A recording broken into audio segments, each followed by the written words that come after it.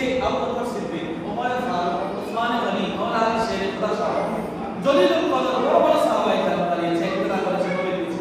নামাজের সব সাহাবায়ে কেরাম দাঁড়িয়েছেন, নবীজি ইমামতিতে দাঁড়িয়েছেন, ইমামতি করতেছে নবী, পিছনে সবাই সাহাবী, বড় বড় সাহাবী।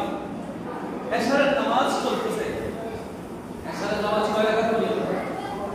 একটু কথা বলেন না, এশারের নামাজ কয় রাকাত পড়ি? 4 রাকাত না? 4 রাকাত এশারের নামাজ আল্লাহর হাবিব নিয়ত করেছেন। নিয়ত করে এশারের নামাজে দাঁড়িয়েছেন।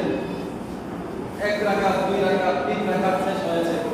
শেষ রাকাতের শেষ সেজদায় যখন আল্লাহর হাবিব গেলেন, এমন সময় আল্লাহর হাবিবের পিঠ মোবারক, আল্লাহর হাবিব শেষ সেজদায় যে সময় গেলেন, সেজদায় যাওয়ার পরে আমরা তো সাধারণত সেজদায় 3 বার, 4 বার, 3 বার, 5 বার, 7 বার তাসবিহ করি। জামাতে নিয়ম হলো সালাম। জামাতে তো অনেক বৃদ্ধ মানুষ থাকে, অনেক ছোট বাচ্চারা থাকে, এইজন্য জামাতের নিয়ম হলো যিনি ইমামতি করবেন রুকু সাজদার তাসবিহগুলি সর্বোচ্চ 5 বার হবে। এর বেশি বলা যাবে না, মাসালা এটা।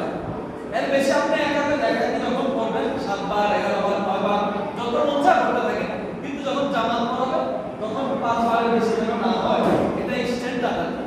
যেন পিছনে থাকা বৃদ্ধ মুসলিমদের কষ্ট না হয়, পিছনে থাকা বাচ্চাদের কষ্ট না হয়, এই জন্য আল্লাহর হাবিব বলে জামাত যখন পড়াবে তখন রুকু সাজদাগুলো ছোট হবে 5 বার। আমরা তো সাধারণত রুকু সাজদা 5 বার, 7 বারই পড়ে থাকি। আল্লাহর হাবিব রুকুতে সেজদাতে গেলেন, এশারের নামাজের শেষ সেজদাতে গেলেন, যাওয়ার পর আল্লাহর হাবিবের মাথা উঠাচ্ছেন, সুবহানাল্লাহ, একটু জোরে বলেন না সুবহানাল্লাহ। আল্লাহর হাবিব মাথা উঠাচ্ছেন না সেজদা থেকে, মাথা উঠাচ্ছেন না। 3 তাসবিহ সাহাবায়ে কেরাম পড়লেন, 5 তাসবিহ পড়লেন, 7 তাসবিহ পড়লেন, 11 পড়লেন, 15 পড়লেন, পড়তে পড়তে 21, 31, 51 যাইতে যাইতে অনেক পড়ে ফেলছেন। 10 সেকেন্ড, 15 সেকেন্ডের সিজদা এমন লম্বা হয়েছে, সাহাবায়ে কেরাম ভয় পেয়ে গিয়েছে। হায় হায়, আল্লাহর হাবিব মাথা কেন তুলতেছে না? এক সাহাবী, যেই সাহাবী হাদিস বর্ণনা করতেছেন, এই হাদিস নাসাই শরীফ, সিয়াসুত্তার বিশুদ্ধ 6 কিতাবের এক কিতাব নাসাই শরীফ। নাসাই শরীফের মধ্যে এই হাদিসের রওয়ায়াত, এই হাদিসের রাবী যিনি, ওই উনি বলতেছেন যে দীর্ঘক্ষণ সেজদায় নবীজি ছিলেন, এখনো সেজদায় আছেন। আমি ভয় পেয়ে গেলাম, আল্লাহর হাবিবের কি কোনো বিপদ হয়ে গেল নাকি? সেজদার মধ্যে কি আল্লাহর হাবিবের উপরে কোনো অ্যাটাক আসলো নাকি? নাকি আল্লাহর হাবিব অসুস্থ হয়ে গেল? একটু টেনশনে পড়ে গেলাম। আমি মাথা তুলে অনেকক্ষণ পরে মাথা তুলে একটু দেখলাম আল্লাহর হাবিব ঠিক আছে কিনা, উনি সুস্থ আছে কিনা, ওনার কোনো বিপদ হলো কিনা। ওই রাবী বলতেছে আমি মাথা তুলে অনেকক্ষণ পরে দেখলাম যে আল্লাহর হাবিব ঠিক আছে, আবার মাথা নয় সাথে চলে গেছে। সুবহানাল্লাহ। এই সাহাবী সেজদায় যাওয়ার পরেও আরো অনেকক্ষণ আল্লাহর হাবিব সেজদায় ছিলেন। সেজদা থেকে মাথা উঠালেন অনেকক্ষণ পরে, নামাজ শেষ করলেন। নামাজ শেষ করার পর সাহাবায়ে কেরাম সাথে বললেন, ইয়া রাসূলুল্লাহ, ইয়া হাবিবাল্লাহ, আপনি তো সচরাচর সেজদা জামাতে নামাজ পড়ানোর সময় এত লম্বা করেন, আজকে এশারের নামাজের ইমামতিতে দাঁড়ালেন, 3 রাকাত স্বাভাবিক নিয়মে চলল, 4র্থ রাকাতে কি এমন ঘটে গেল যে শেষ সিজদার মধ্যে আপনি এত লম্বা করেছেন, এত লম্বা করেছেন, আমরা পিছন থেকে ভয় পেয়ে গিয়েছিলাম, ইয়া রাসূলুল্লাহ, আপনার কোনো বিপদ হলো কিনা, আপনার কোনো অসুস্থতা হলো কিনা, আপনি কেন মাথা উঠাইতেছেন না? আল্লাহর হাবিব বলে, ও আমার সাহাবায়ে কেরাম, আমি অসুস্থ হই নাই, আমার উপরে কোনো বিপদ আসে নাই। আমি সিজদায় যখন গিয়েছিলাম, এশারের নামাজের শেষ সিজদায় যখন গিয়েছিলাম, তাসবিহ আমি পড়ব 3 বার, 4, 5 বার, 7 বার, কিন্তু আমি যখন সিজদায় গিয়েছি, সিজদায় যাওয়ার পর আমার কলিজার টুকরা ইমাম হুসাইন আমার কাঁধে উঠে গিয়েছে। সুবহানাল্লাহ।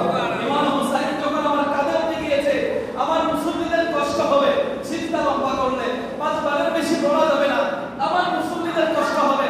সাহাবায়ে কেরাম, আবু বকর সিদ্দিক, ওমর ফারুক, উসমান গনি, মাওলা আলী শের খুদা, আবু হুরায়রা, হার সাহাবায়ে কেরাম নবীর পিছনে ইক্তেদা করে সিজদায়, সমস্ত সাহাবীরা সিজদায় পড়ে আছে নবীর পিছে। সাহাবায়ে কেরাম, নবী জানেন সিজদা লম্বা করলে কেউ বৃদ্ধ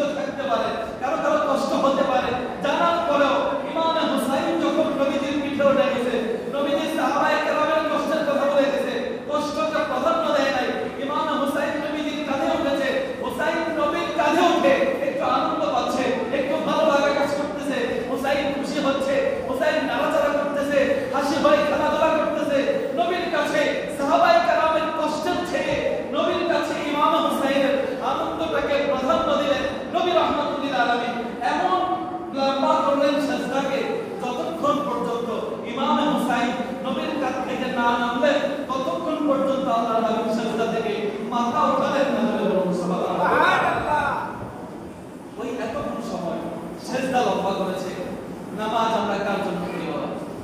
নামাজ কার জন্য? আল্লাহর জন্য না।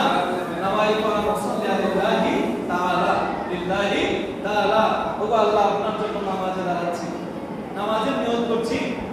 আমরা তো নামাজের শুরুতেই এটা বলে দেই, এলান করে দেই আল্লাহ আপনার জন্য নামাজে দাঁড়াচ্ছি। নামাজ নবী যেটা এশারের নামাজ পড়েছিলেন, যেই এশারের নামাজে সেজদার মধ্যে ইমাম হুসাইন নবীর কাঁধে উঠে গিয়েছে, পিঠে উঠে গিয়েছে, ওই নামাজের শুরুতেও তো আল্লাহর হাবিব নিয়ত করেছিলেন, ও আল্লাহ নিয়ত করছি নামাজ আপনার জন্য। ঠিক আছে, ওই নামাজটা তো আল্লাহর জন্যই করেছিলেন। আপনি 5 মিনিট নামাজে থাকেন, 10 মিনিট থাকেন, আধা ঘন্টা থাকেন, 1 ঘন্টা থাকেন, যতক্ষণ নামাজে থাকবেন ওই সময়টা আল্লাহর জন্য, পৃথিবীর কারোর জন্য নয়। কিন্তু ইমাম হুসাইন নবীর কাঁধে যখন উঠে গেছে, নবীর পিঠে যখন উঠে গেছে, নামাজটা ছিল আল্লাহর জন্য। কিন্তু ইমাম হুসাইন যখন নবীর পিঠে উঠে গেছে, আল্লাহর জন্য যেই সেজদা দিয়েছিল ওই সেজদা লম্বা 5 তাসবিহ পরিমাণ হইতো, 7 তাসবিহ পরিমাণ হইতো। কিন্তু ইমাম হুসাইন যখন নবীর কাঁধে উঠে গিয়েছে তখন 5 তাসবিহ, 7 তাসবিহ, 9 তাসবিহ গণনা নাই। আল্লাহর হাবিব ইমাম হুসাইনের দিকে রুজু হয়ে গিয়েছে।